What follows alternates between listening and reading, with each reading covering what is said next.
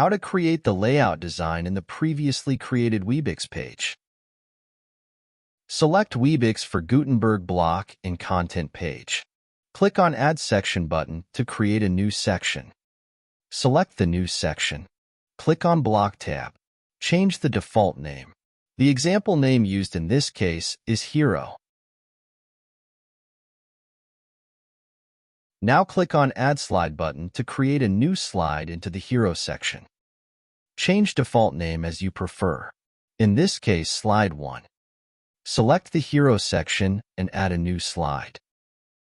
Change the default name in Slide 2. Remember, slides in the same section must have different names. Now click on the Add Section button to create a new section. Change default name as you prefer. In this case, Main Content. Remember, the section must have a different name. Now click on Add Slide button to create a new slide into the Main Content section. Change the default name as you prefer. In this case, Slide 1. Click on Add Section button to create a new section. Change the default name as you prefer. In this case, Footer. Now click on Add Slide button to create a new slide into the Footer section. Change the default slide name in Slide 1. Now save the work. Well done. You have created your first layout with Webyx block. Now we are going to create a content layout into our slides. Select Slide 1 in the Hero section. Click on the inserter and create your layout.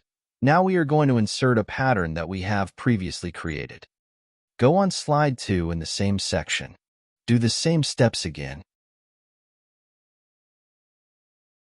From now on, we will repeat the same procedure for the main content and the footer sections.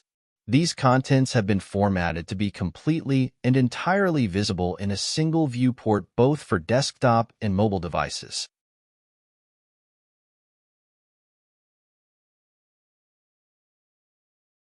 At the end of this process, just save the page, and you are good to go to next step. Let's customize the previously created header. To begin, let's double-click on the header and launch Edit Template from the pop-up box.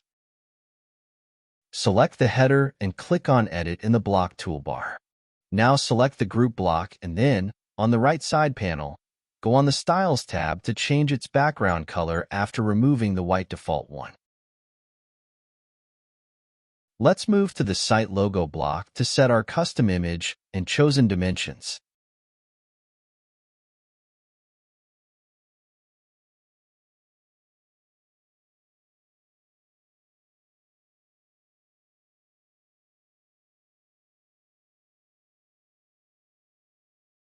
At this point, we need to go on the navigation block and, from the List View tab, set the menu to Webyx Main.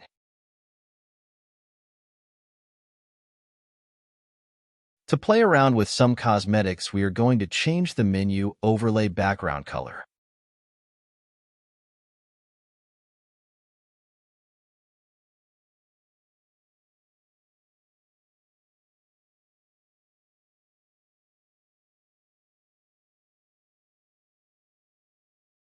When you're done, save your work.